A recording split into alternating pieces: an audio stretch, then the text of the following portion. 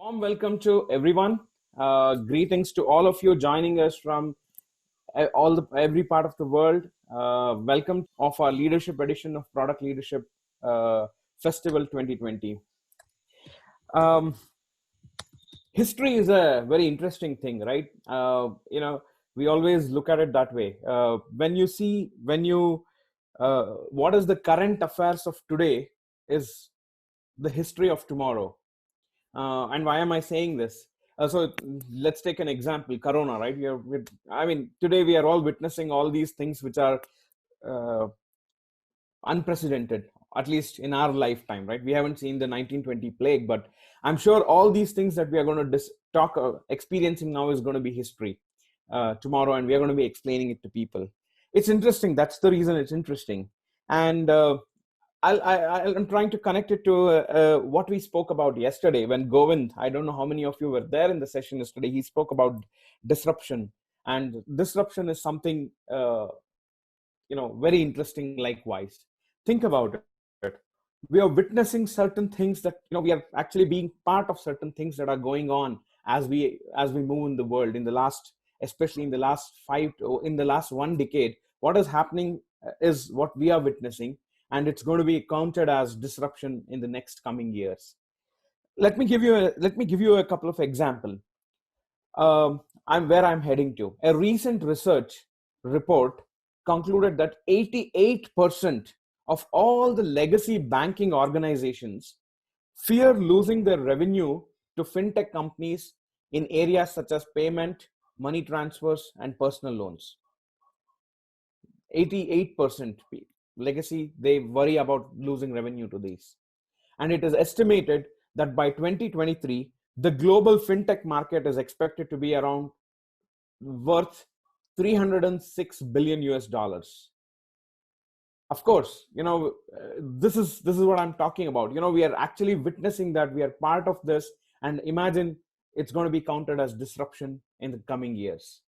Now, if you're thinking, how do I get to be part of this history? Certain things like Corona, we are already there, but I'm not talking about Corona here, but we are talking about fintech for a while.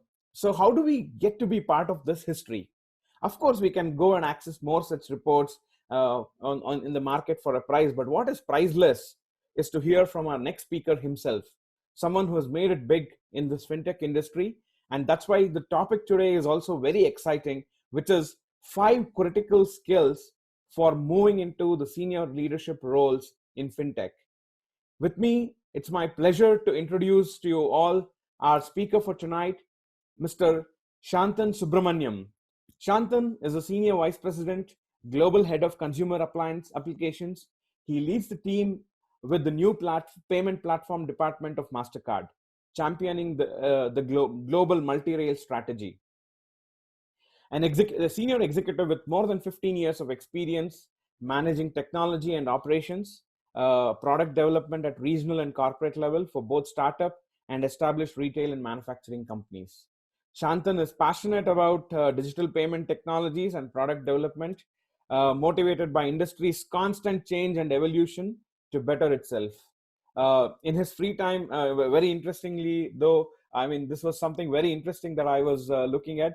Shanthan collects first generation Apple devices. How cool is that? So, we've all read about Steve Jobs, and we have experienced what is an Apple One, Apple Two. I'd love to hear about that, but on a different time. But today, we are obviously excited to hear from Shanthan himself on the 5 critical skills to moving into a senior leadership role in fintech. So, without taking much of your time, I'll hand over the floor to Shanthan. Shanthan, the floor is yours, and we are looking for an exciting session ahead. Thank you. Thank you. Thank you for that wonderful introduction. Appreciate the opportunity that's given here. It has been, I've had a very fortunate life and a career, definitely. I think this is one of those opportunities where I get to give back to society, right? And give back to folks like you and everyone around in this call who's looking to succeed in their life. The key thing to remember is we all have the potential, and definitely we can get there, right? And we talked about my background quickly. So maybe I'll just give a quick highlight of what I've done, right, throughout my life, my career. And you can see what has happened. And I love to share my perspective. This is going to be my perspective. There's so many perspectives out there. Great leaders come up with prescriptions on how you can succeed. And you will see that some of them will apply to you, some of them may not apply to you, and your circumstances and situations may be different. I've been fortunate to have wonderful parents who are passionate. Their passion was to make sure that I would grow up and be successful in my life, to an extent. And I think some of you will probably also experience such things with the love and passion that they had, to the point of, not even thinking about the retirement. Today we think about retirement, how you're going to look for yourself in the future. For them, it's like, I'm going to spend all the money I can. And, if you were coming from families who have, who are descendants of Indian families, you will see that I will spend all my savings just to get you into a doctorate, or get a good education, good college and stuff like that. So I was passionate. I was fortunate to have such parents.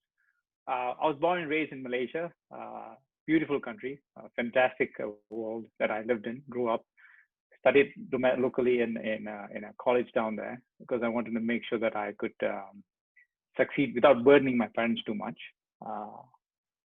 My passion was always been in engineering. To me, I wanted to always build something new, be able to contribute, and I love math. So a combination of all these was something that led me towards working towards computer engineering. Right, I started coding at the age of 10 at that point in time, and this was one of the Apple computers that I had in my school. Outside my school, it was not, the school didn't provide it. It was an outside school curricular activity. Passionate about it, loved the fact that I could control how computers would work. Wrote a couple of softwares growing up, automated some of the work that my dad used to do, and came out with a computer engineering degree. I was passionate, and I knew that was where I wanted to be, and that's exactly what I wanted to do. So by the time I was complete my engineering degree, then there was a question of whether I was going to do hardware or software and stuff like that. It seems there was an opportunity that came up in Singapore, neighboring country, a company called Ingenico, and that's where I started my first real job in the payment industry. And I was literally writing codes for a little terminal. Can you imagine today you talk about laptops with 8 gigs of memory, you talk about high resolution screens and stuff like that. These were small device that had maximum of 8K or 4K memory, right? They're so small. And we were writing code for those kind of devices, optimal code. I loved the time down there. We had security aspects of it and stuff like that. And what was interesting is these were passions that I had subconsciously behind the scenes throughout my life. Like even when I got my first job in Malaysia, I never liked cash. Okay, to me, cash was a 4-letter word, and a 4-letter word that I could not stand. I hate carrying cash around with me. Maybe it was because I couldn't keep my wallet in one place. I would forget where my wallet was. But that's something I always despise. To the extent that I remember when I had my first job and I got my first car in Malaysia, I would choose the petrol kiosk that would not accept cash and would accept a debit card, and only possibly that was the only debit card at that point in time who would accept payment from an ATM card. So it wasn't even a proper debit card from the big schemes today, right? Mastercard or what have you. It was a card issued by the bank, an ATM card issued by the bank that could be used at a petrol kiosk. What was interesting is subconsciously that was engineering and payment was my passion behind the scenes subconsciously, right? They were my passion. And coincidentally, I had this job as I was looking for opportunities. This job landed up in Singapore with Ingenico. I don't know if you guys know, when you go out there and you do a payment at wherever it is, at a restaurant, at a supermarket, or what have you, that this device where you swipe your card, you tap your card on, or insert your card on. A big company called Ingenico, they were the largest producer of this kind of payment devices. And this opportunity landed to me, on my lap. And it was perfect. I didn't even realize it. This was my passion that came. And what I did was, as I was applying for multiple jobs, I wasn't even sure I was going to get this job in Singapore, but somehow it landed on me, and it tied very nicely between these two passions of mine. Being an engineer, a software who loves to build new stuff, and an intersection with the payment industry, which is this terminal provider called Ingenico, and I was part of this company. So to me, and Medika, if you can go to the next slide, I think here is something that's important that and I'm a great admirer of what Mahatma Gandhi did. And to me, this quote completely embodies what drives me. Okay, now we talk about 5 leadership. I'll start with one guiding principle, a principle that constantly stays within me, that gives me the drive, and that is making sure, happiness. This whole quote is amazing, right? Happiness is when what you think, what you say, and what you do are in harmony. Amazing, amazing quote. Now, this simple sentence here that he's put forward, even Steve Jobs has said it. Now, if I were to quote you what he said, he's also said something similar. Another inspirational leader that I look up to. The only way to do great work is to love what you do. Right? That's Steve Jobs, and you can see these are all interlinked in terms of a strong underlying principle that drove me to be successful in my career, right? As I mentioned just now, right? So it was subconscious, and also there was a conscious effort in there saying, I would only do what I love to do. And that's basically how I got into the Ingenico industry. And work was not work. Work was joy. It was, I just loved what I do.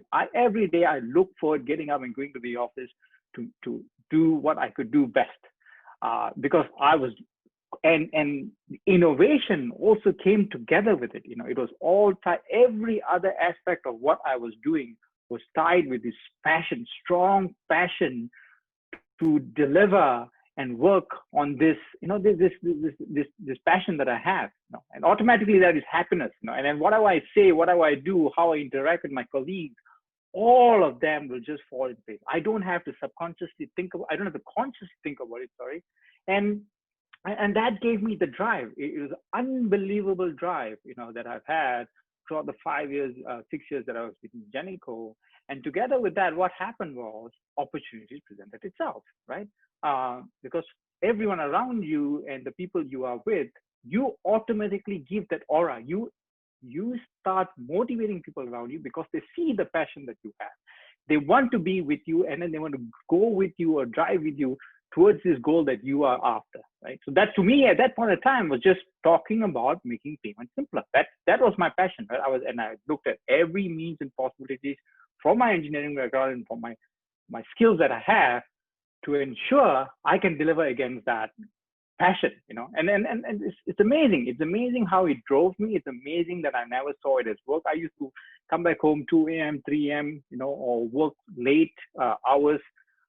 I never felt that as work. I felt that as, a drive. If you love what you're doing, that just doesn't feel like it's work. Obviously, I'm not saying that's what you should do. I'm not saying that, okay, you're truly working only if you're working 12 hours a day or 18 hours a day. Definitely not. That's not what I'm saying. Please don't take that as a point of view. Working smart, that's important. Working with a passion, that's very important. That's what you should take with happiness, because then behind what happens, you'll see, is everything else will fall in place. Everything else will fall in place. That's exactly what happened to me when I moved from Ingenico to Mastercard. There was an opportunity that came on Mastercard. Folks in Mastercard knew about me. I didn't even know. I didn't even go out and take an effort to expand. But nevertheless, somehow the work that I was doing was known beyond just the organization I was working in. And mind you, this is me as a software engineer, not someone who's doing sales or working out outside that organization, right? And that's somehow I got the opportunity from Mastercard.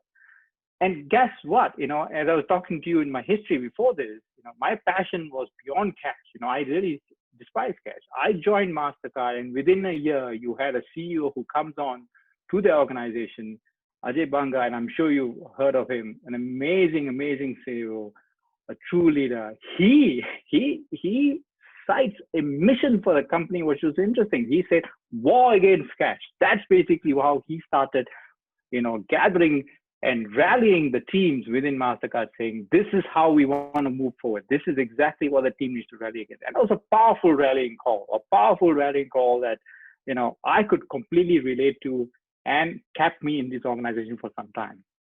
And he's also worked beyond that. He's today our mission within Mastercard is a world beyond cash, and we're still sticking to that guts, and we're looking to see how we can make the payment industry much better and where we can go. So to me, this quote here is something I think we should always keep in mind. To me, it's a guiding principle, almost a mantra you keep behind, in your head, that you should always know or feel truly happy with what you're doing. You should always have the passion, that drive behind the scenes that then, motivates your action, that defines your action, defines how you interact with people around you. And that's absolutely important. I would start with this. And to me, this is a guiding principle that I followed and I've been with all my life. And today is taken to be where I am. I've moved from one, even within Mastercard, fortunately, there's a lot of opportunities presented itself. And I've always moved along the passion of what I like to do, right? Even within the organization. While there's so many things you can do here, I can go back to engineering, do a passionate work down there in terms of coding. I can think about doing a sales activity related task with Mastercard, but I am a product development here because in the product development role here, because I see strong opportunity, a strong connection to my passion. And that's why I do what I do. And that's where I am in terms of the role that I am, right? So I would start with this, please make sure you're doing what you truly believe and love to do. Everything else then will literally fall in place. And that has been my experience. And I hope you will see, and you can also relate to some of the aspects of it. Menaka, we can move to the next slide. Thank you. So here, there's 3 tools that I would like to talk about. There are many tools out there. You'll see 7 Habits of Leadership and stuff that works out there. I'm going to present just 3 simple tools that I've used and has been very, very helpful coming from mentorship around my various managers and people I look up to. Right. So first is the guiding principles, looking about working towards your passion, right? Working in happiness. And I'll talk about 3 tools, and then I'll conclude by talking about another guiding principle that you should always think about and keep in mind as you're working through your life, right? So let's look at these 3 simple tools, right? Transparency, I think is important within an organization, networking, and seizing opportunities. So I'll just talk about these 3. Again, I'll relate them to how I've used them in my life and how they've been very, they were crucial in terms of the success that I've seen and that I've gone through, right? Obviously, this is, again, my narrative. Things will work differently for you. And then the last guiding principle is something you should look at and think about. Menaka, we can move to the next topic. So what does transparency mean, right? What does that really mean? I mean, there are many ways to look at it, right? One might say that's just simply being honest. Yes, honesty is very important because what's interesting in terms of the human being and how we have, and depending on wherever you go, we have this innate quality. And the first thing we're always doing as we're interacting with someone new or wherever we go or, whatever we do, there's an innate quality to be a little bit defensive. And we also have this thing about we can feel, there's an innate quality in us that we can feel and understand if someone is truly lying or not, right? Is this person being genuine? Is this person saying what they truly are saying, Some will fall into some traps, but most of the time, there is always this inequality because that's just us trying to understand if there is an opportunity for us to have a discussion together, to be friends and stuff like that. Now, when you go out there, when you talk to multiple folks within your organization, either within your team or with teams that you work with, cross-functional teams that you have to collaborate with, everywhere you go, when you are genuine, when you come across as someone being genuine, someone being honest, it makes a huge difference in the relationship that you build, right? And that comes to the next topic in terms of relationship, in terms of networking. You'll see it's a very important topic. But being genuine is very important. So how then do you do that, right? What are the key factors that you want to look at? And here are just some examples that, I picked up from broadly from the internet, for you to read. I think that they relate to how I've been successful in my life. But what I would like to talk about is just a couple of examples of what has happened, right? So when I worked in Singapore, the most important thing that I did there was I've always communicated clearly to both all my stakeholders, folks that I work for, cross-functional teams that I talk to, and even senior management and management that I report into. I've always presented to them exactly what I'm working on, exactly what are the risks. Now, this is sometimes what we forget to do, right? We oversell what we're doing. We talk too much about how great in terms of what we're doing, because we think that's how people love you and think great of you. But that's not all the thing. You always think about presenting all the facts, including the risks, because then and only then can you win the respects, and you will come across being genuine, because you are presenting all the facts clearly to your stakeholders, and everyone understands where you're coming from. You want to also present things like, why are you doing what you're doing? It's important. Don't get into this ego trip of, okay, this is my product, this is my world, so therefore I'll do it the way I want to do it. Sharing as much as you can usually takes you very, very far in terms of how you build relationships as well. Okay. So I, at least within my organization now, a couple of examples I can give you, right? So I'm in charge of two very big products that you're looking to grow and build across the world.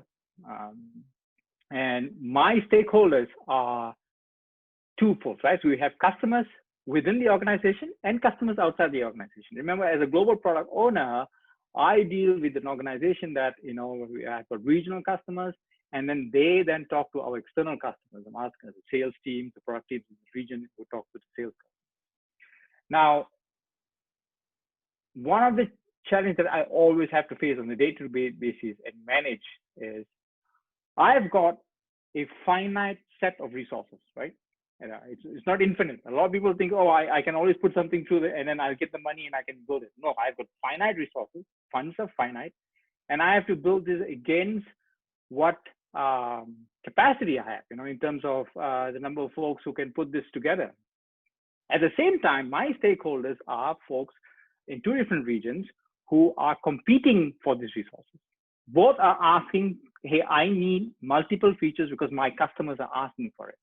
So how do I manage this? How do I balance the ask that's coming across both? The way I do this is by presenting and clearly articulating to these folks what are the processes I have in place, telling them exactly where my capacity lines are, informing them how and when do I prioritize the different efforts, giving them clarity behind the scenes. What's the process that I've applied to achieve this, right? Not just going back to them and saying, hey, the feature that you asked, I cannot prioritize it. Now that becomes a tough conversation, because then they think that I'm hiding stuff. I am doing stuff behind the scenes that they don't know. So it's important to constantly give your stakeholders a view of why you're doing what you're doing and the reasons for what you're doing, right? And giving them. Another good example here I would like to bring out is recently we had one of our products, we had a massive issue in terms of it was down for some technical reasons, about close to 1 or 2 hours, something like that, right? And the impact was huge in terms of our customers here, and obviously it's being banks, right? So there's many transactions. I'm not talking about Mastercard as a whole, as your card, as you use your cards globally, but one more subsystems, which is completely different systems. And what happened there was, when I talked to my team, I told them, let's make sure we go out there and communicate, inform everyone of what's happening clearly, in terms of, okay, have we identified the issue? Are we looking to solve it? How long is it going to take? Even if we don't know how long it's going to take, we need to make sure we communicate that and make sure we tell this across everyone what the issue is. And the quicker we tell the customer, the better, right? I mean, obviously in this case, the customer got to know already, but the better way was if you could have preempted the customer, tell them, hey, this is an issue, and we're working through that. Instead of that whole incident being an incident that everyone would have been pointing fingers and screaming at us, it turned out to be an incident that everybody now within the organization, who was getting screamed at by the customer, by the way, right, turned back at us and saying, thank you so much for working through this. I know you guys are working through this. Please let us know how we can help you in any way. We literally got support coming back to us, from the teams. To me, that was an amazing experience, because the more transparent we were, the more we could rally folks within the organization to be with us through that journey, right? These difficult times. Don't forget, again, these are customer-facing roles, customer relationship folks, account managers who were talking to the customers who were screaming at them, okay? They were literally screaming at them. But instead, they're coming to us and saying, how can we help you? Because we were in the forefront. We went out there, talked to the customers. We were also talking to customers. We were talking to individual customers. We were presenting to them all the issues they're facing. What are the steps you're taking to recover? How are we looking to get this across the line, right? The first 2 days, we didn't have no solution. We did not know how to solve it. But we constantly were telling folks how to get there, how we were going to try to get there. By second day, we had a resolution. 24 hours, within 48 hours, we had a resolution. We informed all our stakeholders quickly about it, and immediately we started producing reports back outside. So this is the work that most of my team did. And to me, what I took back from that lesson was interesting, that we were able to rally the support of the teams despite of an issue that blew out of proportion, right? In terms of tech. But the entire Mastercard organization was behind us. They were actually helping us, and we were operating as a team together. That to me, is another example of why transparency is important. Don't hide things, right? Don't keep it behind and say, oh, okay, let me try to fix it. Let me try to fix it, and then when it's fixed, then I'll go out there and say this. So that's I see someone from the panel is asking what was the issue. I rather not say it, because then again, this is internal within Mastercard. But there was let's put it to say that it was a big impact to our customers. Again, this is not the core functionalities in Mastercard. Like we talk about credit cards and all the stuff. None of those services in Mastercard, they just work forever. They're fantastic in terms of how we're like 99.9% uptime. So that's a different platform also. This is more of a internal B2B platform that we had built together. So that's transparency. These are examples I'm hoping to share with you in terms of why transparency is important, why it's important that your stakeholders understand what you're doing, and you must always keep the communication channels going. Menaka, we can move to the next one. Networking. So this is very, very important in a large organization, multinational corporation especially, or when you're spread out across different offices or geographies. Even if you're in one office, I think it's still very important in terms of building a network, because that's the only way folks get to know you, right? There's two ways of doing this. A couple of ways of getting there to do this. So we'll talk about a few in terms of what has worked for me. There's one colleague of mine. I admire him very much. He's a senior executive now within Mastercard. He was ruthless in networking. He was fantastic in terms of being on networking. When he comes to the office, literally 60 to 70% of the time, all he does is works on networking, right? Again, this is about building relationship, talking to folks, getting feedback about what's happening in their world, understanding the environment is so important, because you get things done quicker than ever when you have got a good network of colleagues that you're friends with. Not just internally, obviously you want to think about externally as well. When you're talking with your customers, when you're talking with stakeholders that you're working with, and beyond, people you don't know is folks whom you should also strive to look to network and get to know, right? This is very important. So again, I give the example of this individual who does. He's a senior executive now. One of the reasons for that is because he works to understand folks, right? Be with people, build relationship, and whatever he suggests is usually in collaboration with all these teams that he's put together. That I think is one example of doing it. Now, not all of us might have the bandwidth, to say 70-80% of the time I'm out there just networking. Obviously, you have a day job. Another way of doing this is do it in line with the work that you're doing, right? So that has been the in my life, I would say the approach that I took. In other words, when I'm working through a project, I would make sure to go and connect with every individual in the project, right? So I would not wait for my meetings to happen, and that's when I talk to them, right? So I would go back, use that as an excuse to, create a session, a quick working session with a one-on-one session, just to get to know my stakeholders, who I'm working with, and also again cross-functional teams. Same thing. You want to make sure you build the rapport, you build the relationship, understand what their needs are, understand where they're coming from, what is crucial to them, what's not crucial for them, and by doing so, you will slowly see you building up a network. Right? Again, going back to transparency, being honest, being candid, talking about, you will build a respect with some of these folks. So when I started in Mastercard, especially in Singapore, so I started Mastercard in Singapore in the year 2006, we had about 80 or 90 folks in the organization, right? Without me knowing, within 3 or 4 years, and through this, being honest, being candid, working with folks, understanding what their needs are, and this is through the projects that I'm working with, right? And then going back and building relationships. There was a folks even 2 or 3 levels above me, the management above me, knew of the kind of person that I was, and when I come to the knowledge that I have and how genuine I was, were key factors that gave me a good reputation in the organization. And I didn't even realize that, until 4 or 5 years later, when I was talking to someone else, or when suddenly out of the blue, a senior executive would call me to the room just to have a chat. I never reached out to that person before. All of that, was because I realized was all of this networking I've done with my peers, right? And one level up, some of the conversations I had. They were very, I realized then that, how important this was. And then if I needed something done, I knew exactly who to go to, right? In an organization like this is very, very important.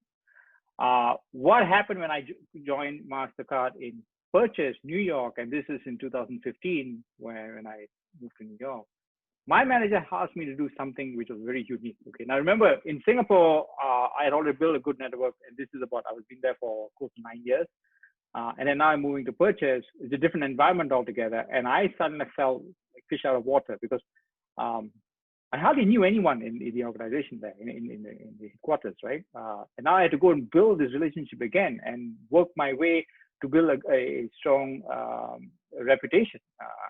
And that was a tough battle. But my manager at that point in time, he said, just go and set one-on-one with people you think you're going to work with, or one-on-one chat, coffee chat or something, simple 15 minutes, 30 minutes coffee chat, just to get to know them, tell them what you're doing, and ask, how can you help them and work with projects with them. And that was something very, very successful in terms of how it helped me. And that's literally, some of that work that I did there is what gave me my promotion, the recent promotion last year. So that is another way you can look at getting, expanding your network. Look out for, a skip level conversation or a level up or your manager's peers. Just set some time, have a conversation, tell them what you're doing so that they know who you are and what you're doing. And incidentally, the manager that I work with in Purchase, he hired me from Singapore. And the reason why he hired me from Singapore was because I did a project for him in Singapore. And remember, he's a different team altogether when he was in Singapore, right? Completely different team. He did something else. He asked, and in passing, again, in the hallway, interesting that Phil was talking about this, usually in a hallway or in passing or when you're having conversations in a group, he would ask me, and because the reputation was built, he asked me, hey, can you help me with a problem that I had? And this is outside, again, my main responsibility. I went out there and I said, hey, sure, let me look to see how I can help you with that. And I used my network. I used the relationships that I had within the organization to put a demo for him. He was looking to build a demo to take to his customer, because no one has done this before. No one could put together an end-to-end demo working within a test environment to present to customers, right? No one could do this before. So he asked me if you can help me put something together. I use my network. I use the connections that I have. I use the relationship that I've built with teams, because remember, no one is going to do this for free, right? I mean, this is something outside a real customer onboarding process. Helped him build that, put together a demo, and he was truly impressed and happy with what I had done. And it was because of that relationship, again, doing something outside of what was my true mandate or responsibility, helped me build that relationship that I had done with him. And that's basically how I got this opportunity to move to US. And the rest is history. All the stuff that I've done together. We built a close relationship. I still keep in touch with him very, very closely.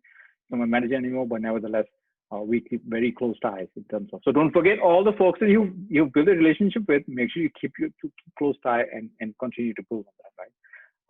So these are some examples of networking. Why it is important. It literally helped me move, give me exposure, and also try something new and expand my knowledge. So that's something on networking. Menaka, we can move to the next slide. Seizing opportunities. So once you've already, you know your passion, you have been honest, we've been transparent folks, and then, you build a good network. Now what starts happening is you will see opportunities coming your way. So remember an example just now I gave you, there was an opportunity when someone just asked me, hey, can you help me put something together, to put a demo together? That was an opportunity, right? You don't look at opportunity as something that is going to take you to the next level or going to give you a better job or what have you. Opportunities are in front of you in many ways, right? And you never know that some of these opportunities will translate to something greater or better in the future. So in that example that I gave you just now, the fact that I helped him out showed him that what I can do. And he was just my peer, right? At that point in time, it's not like I was helping someone above me or what have you. Working with your peers, showing what they can do, building networking, suddenly that will bring about an opportunity. You start seeing opportunities coming your way. The fact that I got a job within Mastercard was an opportunity that I saw that was important to me, and I seized it the moment I saw that it's in line with my passion, in line with, it's going to make me happy. It's very much within what I want to achieve. I seized that opportunity. The other thing is also the opportunity that came to move to the US, right? This was a tough decision for me, very tough decision. Being in Singapore, I was already a Singaporean by then. I just had, and I just moved to a new home. I bought a wonderful home. First time I renovated the whole home. And by the way, this is an apartment, right? I say home in Singapore, it's a small apartment. So, but it's the first time my wife and I, and my family had the opportunity to renovate the whole home. So we spent a lot of money building up the home. My daughter was a teenager at that point in time, so she just hit 13. She's going into 14 that year. Tough time for a teenager, right? Now, at that point in time, my manager, as I was talking about the individual I was working with, he was already in the US. He had moved back to the US, and he was looking to hire. And he pinged me. He somehow, he obviously he travels from purchase to Singapore for business trips. At one point in time, he just called me out for lunch. So we went out for lunch just to connect. I knew he was in town. So what I did was I just asked him, hey, do you want to connect? A long time since we chat. That's all I did, And in that chat, in that lunch chat, he said, I have an opportunity happening in the US. Would you like to apply for this? To me, that was a very tough question. I couldn't say yes or no immediately. It was a very tough question because of what's happening behind the scenes. I just moved, I got a new apartment, my daughter's a teenager, building friends. I try convincing a teenager to move. I tell you, it's the toughest thing you can ever do. No matter how much you can lead in an organization in your office, if you have your own child as a teenager, trying to convince them is one of the toughest thing you can ever do. So I saw that as a good opportunity to move, and what happened is in that scenario, we moved to. I had to talk to my.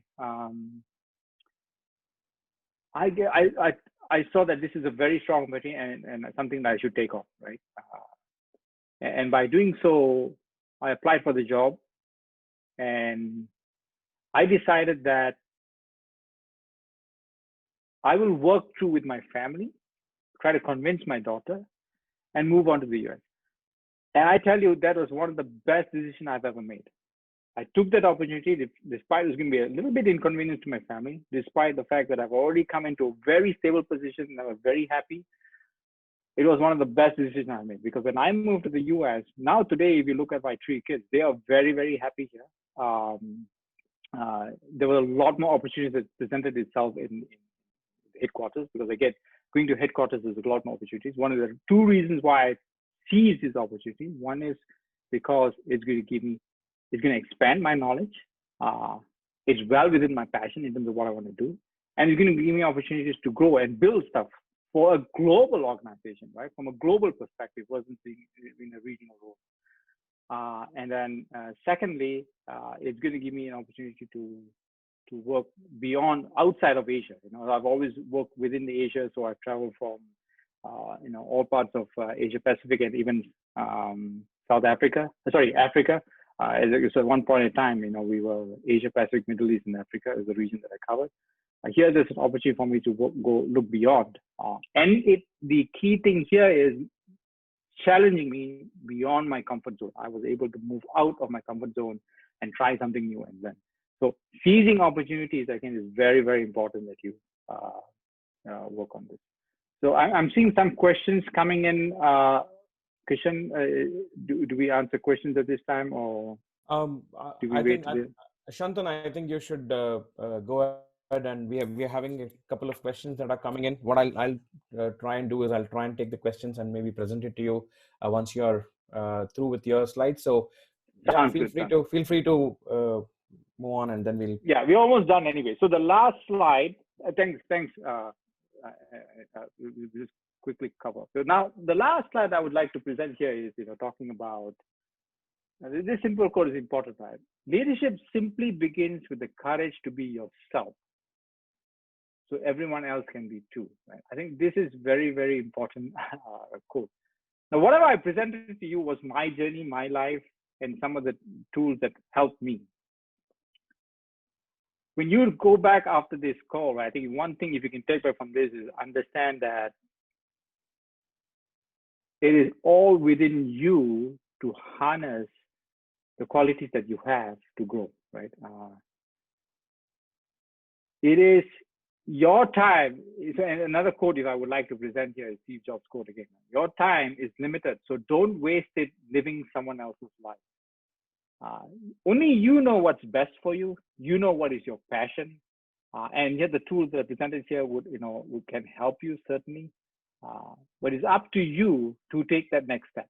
It is up to you to find the courage to see how great you are and how best you can move forward, right? Don't try to copy someone else, right? That will never work. If you try to copy or be someone else, that is not going to get you anywhere. That's not going to help you in any way. Look at what's your strength. Remember, leaders, if you look at all those great leaders out there, they were always unique. They were a one of a kind, right? Because they were able to harness their individuality. They were able to bring that out very strong and lead others. That's what leaders are. If you look at it, that's basically what's happening. It's okay to emulate and learn from some of the qualities that they have, but ultimately you want to look within and bring your individuality out, bring your strengths out, and I think that's very, very important. I'd like to leave you with this guiding principle, besides the first one that I talked about earlier, that you should look at and always work towards to grow. Yeah, I think that's basically what I want to cover today. Hopefully you got to learn something from what I have, and it will help you. And yeah, we can definitely make it more interactive now and open up for questions. Thanks, Shanthan. That was really a wonderful session. So we had, this is the second leadership session that I've been moderating in this festival.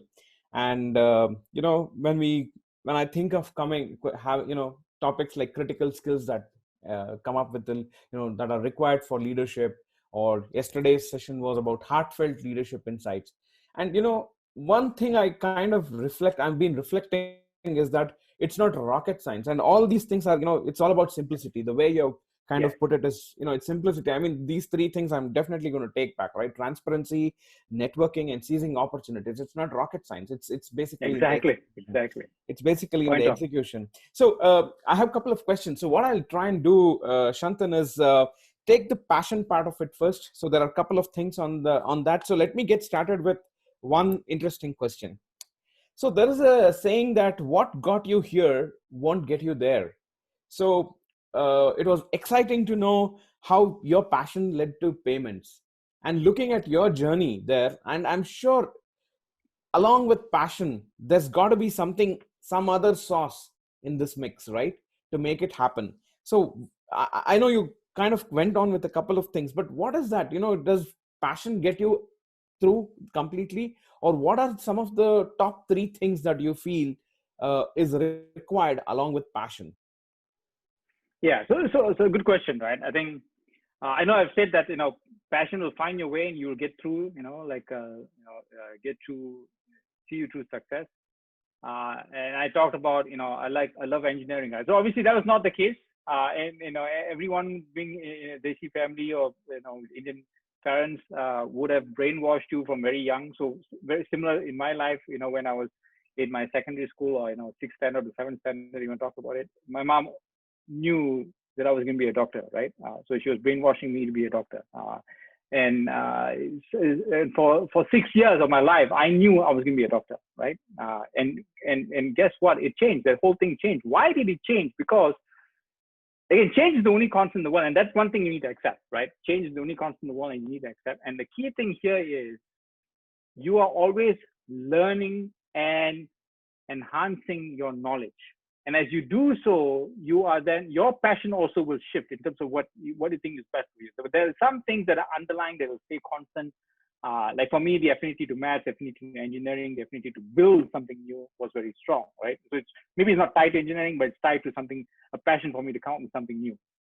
Now, how does that manifest itself will change, definitely, right? How does that change happen? That change happens because you're constantly learning, and that's something you must do. That you must always constantly look to learn and expand.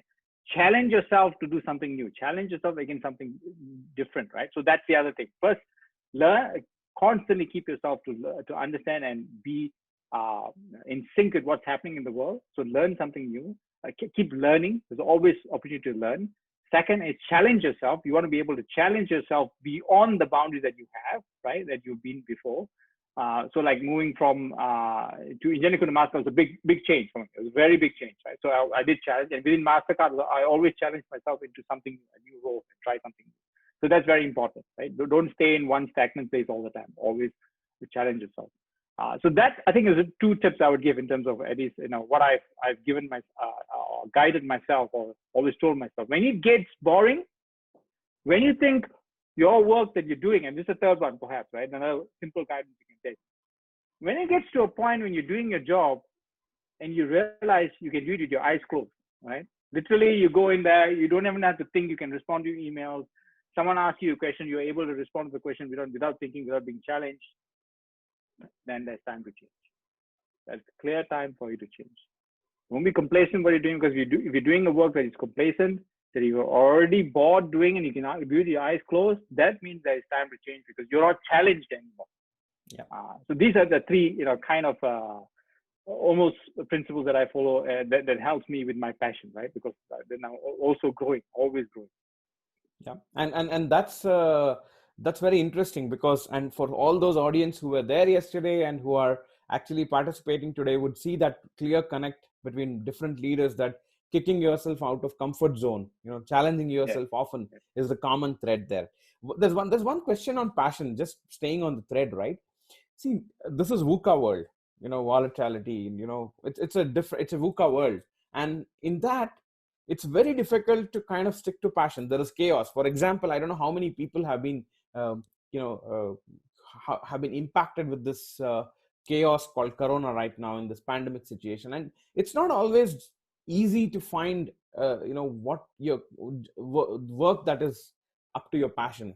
So there is a question on how do you deal with that? How do you make something that is not your passion, and then move on in this, especially in this world, because there's not a lot of there's a lot of volatility here, and there's a lot of change. So in such a situation, what is your advice? So this goes back to, age also matters. Commitments that you have in your world also matters. And interesting, there's an interesting quote from, I don't know if you guys have seen the quote from, when the commencement speech that Steve Jobs did some time back, right? He said, "Stay hungry, stay foolish." This is two simple words. He said, "Stay hungry, stay foolish." Stanford. Yeah. It sounds counterintuitive in terms of the foolish part. Are you supposed to be smart about what you do, or are you supposed to be foolish now in terms of what you do, right?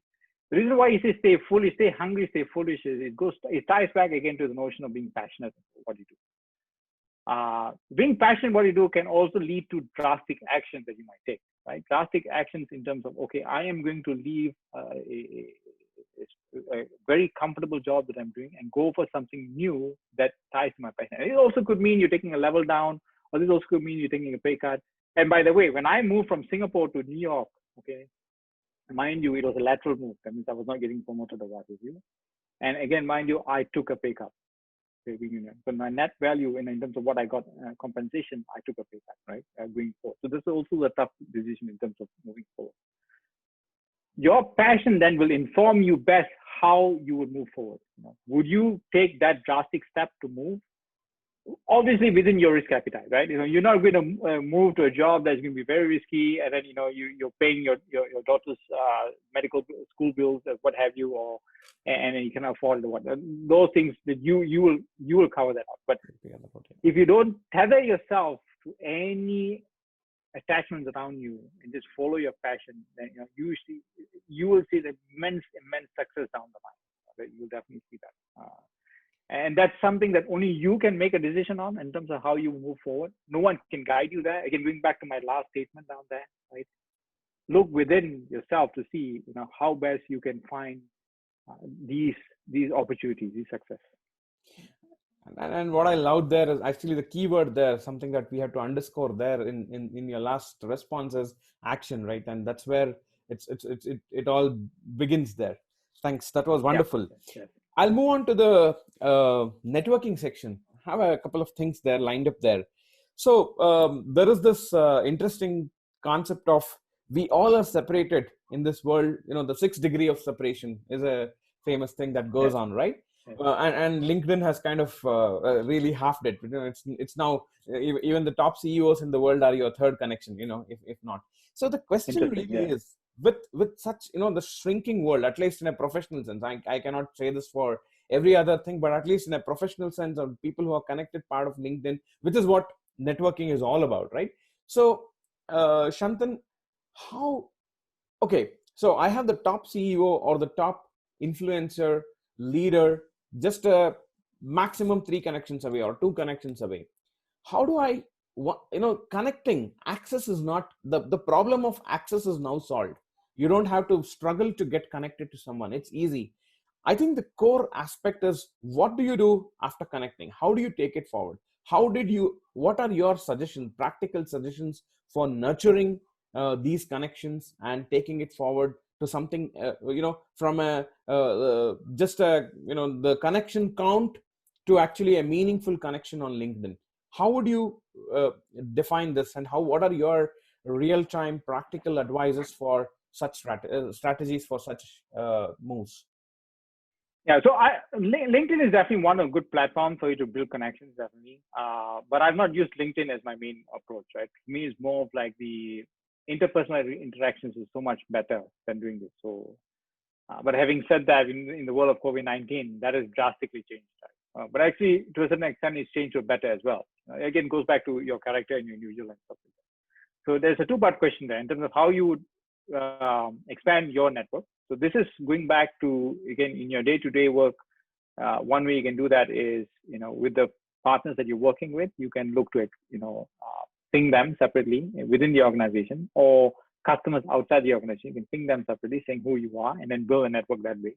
and then bring the connection in LinkedIn. Right? So LinkedIn is more, I use LinkedIn more for the latter in terms of maintaining that relationship, keeping the connection going. I usually typically use that. But the first one, usually it's easier for you to try to connect people within the organization you're working with and the folks that you interact externally. Okay. Right? That's one thing. Or to a friend's friend. An introduction to a friend is usually much better than you going try to do it directly. That's also an approach. The second thing is once you get to know some of the senior folks, or you want to look at what interests them most. It's important to understand what's interesting them, what's top of mind in their world, and you use that as a reason to go back, to keep that relationship going, to keep that conversation ongoing. That's very important. Ask them, how can you help you? Get them to the point about, okay, what's top of mind, and then see how you can help them in that approach. And maybe you do a side project to go back and say, hey, I did, a review of this, and, here is perhaps something that you think about. If you tie things back to what's top of mind to some of these individuals, then when you go back to them, it becomes a very meaningful conversation. And not only that, they want to maintain that relationship. They want to keep that relationship going. That's very important in terms of how you do. Remember, their time span is short. So make sure when you go there, you make sure it's a meaningful conversation that you're having with them. That's crucial. Shanthan, I think it was excellent. I'll tell you why. I think the common theme, and I can't help but actually connecting all these things. In fact, the gist of what you said is empathy, right? We came back to having, being empathetic to what the other person wants. And, that is the key to kind of building great networks and nurturing great networks. Wonderful. And then, there is, let me just move on, and probably, there are a lot coming in. Let me just check if, okay. So, the other point I just wanted to kind of bring in, while I think there is a question that is coming in, I think it's while it's still coming in. So you spoke about seizing opportunities, and you also spoke about, in a sense that, the way you just spoke about how the top of mind, trying to understand what the top of the mind of your network connect is, and things like that. So there is an interesting mindset that, at least as part of my alma mater, what I learned was paying it forward. That is trying and giving back to the community, like, the way you just started your presentation. I think that is a very valuable advice. And how has that helped? How has that helped shape your, in seizing of opportunity? When you mentioned about the 3 strategies that you usually take, or you prescribe for us to seize the opportunity. How does paying it forward come into this? How can all the audience that are listening to you kind of work on paying it forward, giving back to the community in terms of actually reflecting on what you just said about seizing opportunities? So that's also actually another interesting network opportunity, right? Like you said. So giving back to the community can go in multi-folds, right? So one is your local communities, in terms of how you work there, provide assistance there, and there's so many ways to do that, right? Today you can think about how you give, like a simple thing as maybe an online donation. That's one simple thing. The other one is going into community sessions and doing that. Again, in COVID-19, that's a struggle. Within the organization that you're working with, or your customers you're working with, there's a lot of opportunities for you to pay forward if you think about it. So I gave an example in my speech earlier where I did a project with this person, right? And it was completely outside my day-to-day mandate. Right? It's not something that, literally a very busy person, and here I saw a good opportunity. And this was again not because I was building a network. This was because, again, tied back to my passion. It was very interesting. I thought it was logical. I thought it was going to help the organization. I thought it was also, and it was part of my passion. So what I said was, okay, I will help this individual do this project. Again, outside the scope of what I did. And lo and behold, he became a manager in the future, right? Oh. And this individual was the person, like I said, who got promoted, went to US, and he thought of me and asked me, hey, why you want to join? And when I did this for him before, that was not my intention. My intention was, again, tied back to my passion. I thought this is really going to do well, and I thought this was very meaningful.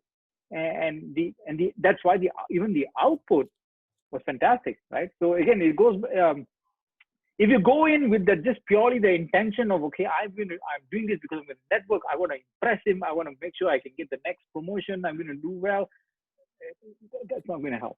That's definitely not going to help. You want to tie it back to the passion. What is your objective? Your goal in life and what you want to do. And then you suddenly see your output becomes incredible, and the networking becomes strong. Absolutely, Shanthan. I think you just answered my first question also with this, which is how do you give outlet to a passion, which is by paying it forward, doing it without any expectation. Passion doesn't, your job doesn't necessarily have to be your outlet for your passion. It can be various other things that you do for others through networking, seizing opportunities, and that's how you kind of take it forward and build yourself as a leadership roles. I think, Shanthan, it was a wonderful conversation having with you, and thank you so much for being part of this. My pleasure. Thank you so much.